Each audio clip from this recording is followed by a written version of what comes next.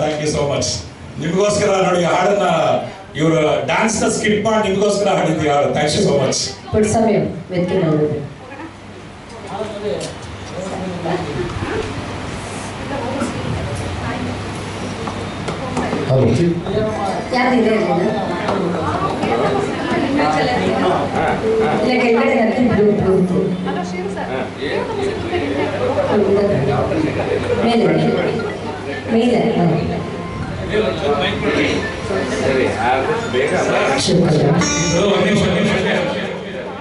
ಹಾಡೋರಿಗೆ ಕೊಡ್ತಾ ಇರ್ಬೇಡಿ. ನಾ ಬೆಳಗ್ಗೆ ಒಂದು ಹಾಡು ಹಾಡಿಲ್ಲ. ಇದೇನು ಮನೋಫಲಿ ಇದು? ಅದೇ ನಾನು ಕೇಳ್ಕೋಬೇಕಾ? ನಾನು ಕ್ಯಾಮ್ರಾಮನ್ ಆಗಿ ಕೇಳ್ಕೋಬೇಕಾ? ನಾವ್ ಯಾಕ್ರಿ ಕಷ್ಟಪಡ್ಬೇಕು ಬೆಳಗ್ಗೆಯಿಂದ? ಅದು 2 ಪ್ರೋಗ್ರಾಮ್, ಬೆಳಗ್ಗೆ ಒಂದು ಪ್ರೋಗ್ರಾಮ್, ಸಾಯಂಕಾಲ ಒಂದು ಪ್ರೋಗ್ರಾಮ್ ಮಾಡಿದ್ದೀನಿ. ನೀವು ಕೊಡ್ಲಿಲ್ಲ, ನಾವು ಬರೋದೇ ಇಲ್ಲ ಇನ್ಮೇಲೆ ಅಷ್ಟೇ.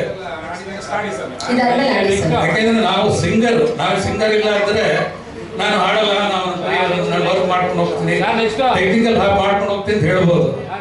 ನೀವು ಈ ತರ ದಯವಿಟ್ಟು ಯಾರಿಗೂ ಮಾಡ್ಬೇಡಿ. ಪ್ರಕಾಶ್ ಅವರೇ ಹೇಳಿದ ಅರ್ಥ ಆಯ್ತು. ಖಂಡಿತ ಈ ಹಾಡಿದ ನಂತರ ದಯವಿಟ್ಟು ನಿಮ್ದೇ ಸಾಂಗ್. ಯಾಕೆಂದ್ರೆ ಸಿಂಗರ್ಸ್ ಅವಮಾನ ಮಾಡಿ ದಯವಿಟ್ಟು. ಸಿಂಗರ್ಸ್ ಎಲ್ಲ ಸಿಂಗರ್ಸು ಒಂದೇ, ಎಲ್ಲ ಕಲಾವಿದರು ಒಂದೇ. ಯಾಕೆಂದ್ರೆ ನೀವೇ ಹಾಡ್ಕೊಂಡಿದ್ರೆ ನಾವೇ ಬರ್ಬೇಕು. ನೀವೇ ನಿಮ್ಮ ಮೊಬೈಲ್ ಶೂಟ್ ಮಾಡ್ಕೋಬಹುದಲ್ಲ, ನಾನ್ಯಾಕೆ ಬರ್ಬೇಕ್ರಿ? ನಿಮ್ಮ ಮೊಬೈಲ್ ಎಲ್ಲ ಯೂಟ್ಯೂಬ್ ಅಲ್ಲಿ ನಾನ್ಯಾಕೆ ಹಾಕ್ಬೇಕು ಹೇಳಿ? ನಿಮ್ಮ ಹಾಡುಗಳು ಬರ್ಲಿ ಅಂತ ಎಲ್ಲರೂ ಕೇಳಿ ನೋಡ್ಲಿ. ಒಂದೊಂದು ವ್ಯೂಸ್ 250-300 ವ್ಯೂಸ್ ಬರ್ತಾ ಇದೆ. ದಯವಿಟ್ಟು ಗಮನಿಸಿ, ಎಲ್ಲರೂ ಸಿಂಗರ್ಸ್ ಎಲ್ಲ ಗಮನಿಸಿ ಎಷ್ಟೆಷ್ಟು ವ್ಯೂಸ್ ಬರ್ತಾ ಇದೆ ನಿಮ್ಮ ಹಾಡುಗಳಿಗೆ ಅಂತ ನೋಡ್ಕೊಳ್ಳಿ. ಹಾಡ್ಲಿ, ನಾವು ಹಾಡೋದು ಹೇಳ್ಬೇಕು. ಎಷ್ಟು ನ್ಯೂಸ್ ಬರ್ತಾ ಇದೆ ಯೂಟ್ಯೂಬ್ ಇಂದ ನಿಮ್ಗೆ ಗೊತ್ತಾಗ್ತಾ ಇಲ್ಲ. ನೀವು ಬೇಕಾದ್ರೆ ಅದ್ರ ಕಾಮೆಂಟ್ಸ್ ನೋಡಿ. ಕೆಲವರು ಕೆಟ್ಟದಾಗ ಆಡಿದ್ರೆ ಕೆಟ್ಟದಾಗೆ ಬರೀತಾರೆ, ಕೆಟ್ಟದಾಗ ಬರೀತಾರೆ ಅಲ್ಲಿ, ಕೆಟ್ಟದಾಗ ಆಡಿದ್ರೆ ಕೆಲವರೆಲ್ಲ ಇಲ್ಲಿ ಸ್ಟೇಜ್ ಮೇಲೆ. ದಯವಿಟ್ಟು ಪ್ರಾಕ್ಟೀಸ್ ಮಾಡಿದ್ರೆ ಯಾರು ಸ್ಟೇಜ್ ಹತ್ತಬೇಡಿ, ಅಪಸ್ವರಗಳು ಹಾಡಬೇಡಿ, ಸರಸ್ವತಿಗೆ ಅವಮಾನ ಮಾಡಬೇಡಿ. ದಯವಿಟ್ಟು ಹಾಡಕ್ ಬಂದ್ರೆ ಹಾಡಿ, ಇಲ್ಲ ದಯವಿಟ್ಟು ಯಾರು ಹಾಡಬೇಡಿ. ನೀವು ದುಡ್ಡು ಕೊಟ್ರಿ ಅಂತ ಹಾಡಕ್ಕೆ ಹೋಗ್ಬೇಡಿ. ದುಡ್ಕೊಂದು ಬೆಲೆ ಇರಲಿ. ಲಕ್ಷ್ಮಿಗೊಂದು ಬೆಲೆ ಕೊಡಬೇಕು, ಸರಸ್ವತಿಗೂ ಬೆಲೆ ಕೊಡಬೇಕು. ಸರಿ ಬಿಡಿ ಸರ್, ಆಯ್ತು. ಎಲ್ಲರೂ ಕಲ್ತ್ಕೊಂಡು ಬಂದು ಆಡಿ. ಪ್ರಕಾಶ್ ಅವರು ಹಿರಿಯರು, ಕರೋಕೆ ಅಂದ್ರೆ ಕೆಟ್ಟದಾಗ ಆಡೋದು ಅಂತ ಅಲ್ವಾ? ನಮಗೆಲ್ಲ ಅನುಭವ ಆಗ್ತದೆ. ಪ್ರಕಾಶ್ ಕರೋಕೆ ಅಂದ್ರೆ ಕೆಟ್ಟದಾಗ ಆಡೋದು ಅಂತ ಅವರ ಅನುಭವವನ್ನ ನಮ್ಗೆ ಹೇಳಿದ್ದಾರೆ. ಮುಂದಿನ ಇದರ ಸಂದರ್ಭದಲ್ಲಿ ನಾವು ಅದನ್ನ ಅನುಸರಿಸಬೇಕು. ವೆಂಕಟೇಶ್ ಸರ್, ಪ್ರಕಾಶ್ ಅವರಿಗೆ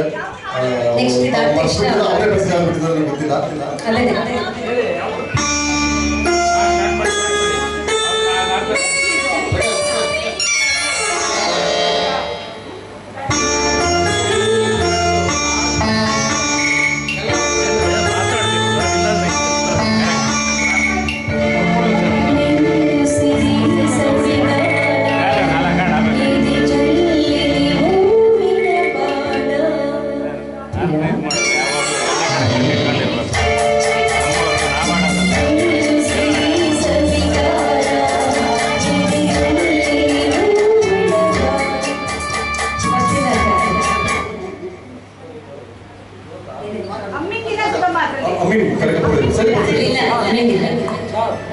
ಬೇಡ, ಇವಾಗ ಹಾಕಿದ್ದೆ, ಫಸ್ಟ್ ಹಾಕಿದ್ದೆ.